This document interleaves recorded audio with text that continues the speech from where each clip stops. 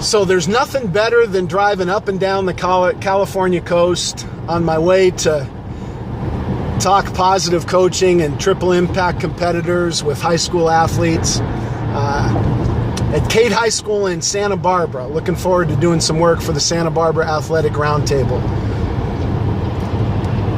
But I was thinking about something a lot today, and I wanted to share it a little bit. I knew at a really young age I wanted to coach. I started teaching PE and coaching middle school sports when I was 18, my freshman year in college. And I was taking a coaching theory class. One of the very first papers I did was on John Wooden, and it was an article in Psychology Today called What a Coach Can Teach a Teacher. And it was by Tharp and Gallimore, educational psychologists, so it was kind of a research-based article, not a sports article necessarily, but they followed John Wooden, his very last season of coaching in 1975, and they charted thousands and thousands of acts of teaching and coaching, and they categorized them as teaching, instruction, scolding, re-instructing, praising, and they broke it down by percentages. So then I walked around with a voice recorder while I was coaching and tried to compare, and saw that I had a long, long way to go. And that was years and years and years ago, way before Positive Coaching Alliance was in existence or I started speaking with them. Then when I started to hear their principles and sharing the things that PCA believes and some of the research that they use, I thought back to that article on Coach Wooden, and it made me realize and remember a conversation I had with him during basketball camp one time. I had a chance to work his very last camp at Cal Lutheran University in the 90s. And I asked him about this article because it showed that he didn't praise his players very much more than he directly scolded them. And I thought that was really different given the grandfatherly image that Coach Wooden had. And so I asked him, and we were amongst a bunch of coaches over breakfast. And he said, "Coach, when you take the time to teach your boys, there's an implied belief that you think that they can achieve. And that in itself is praise."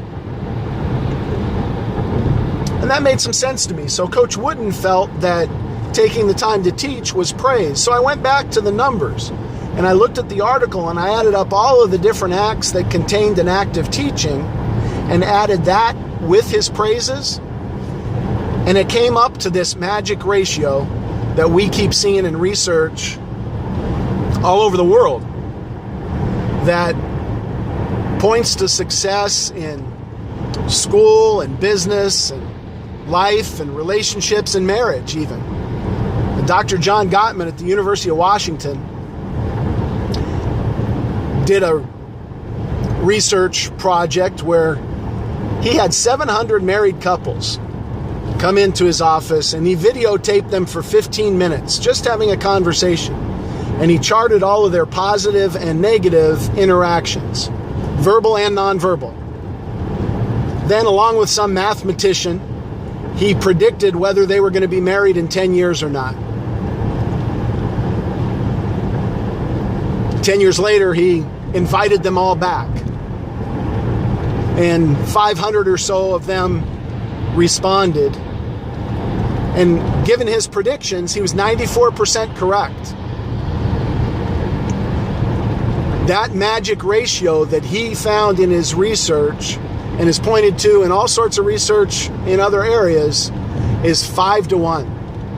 5 times as many positive memories, positive interactions as criticisms or corrections, setbacks, failures, negatives. 5-to-1 is the magic ratio. And if you work really hard to get to that 5-to-1 ratio, 5 times as many positive memories, things that you create, verbal and nonverbal, smiles, high fives, hugs, pats on the back, eye contact, using people's name in a positive tone.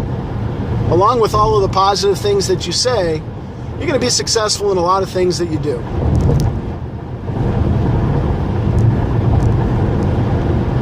Relationships will be better. Businesses will perform better. Teams will play better.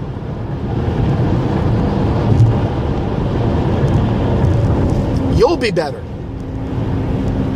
Shoot, there's research that says positive people live 7 years longer. So if for any other reason, be positive. Be great. Coach Loke, out.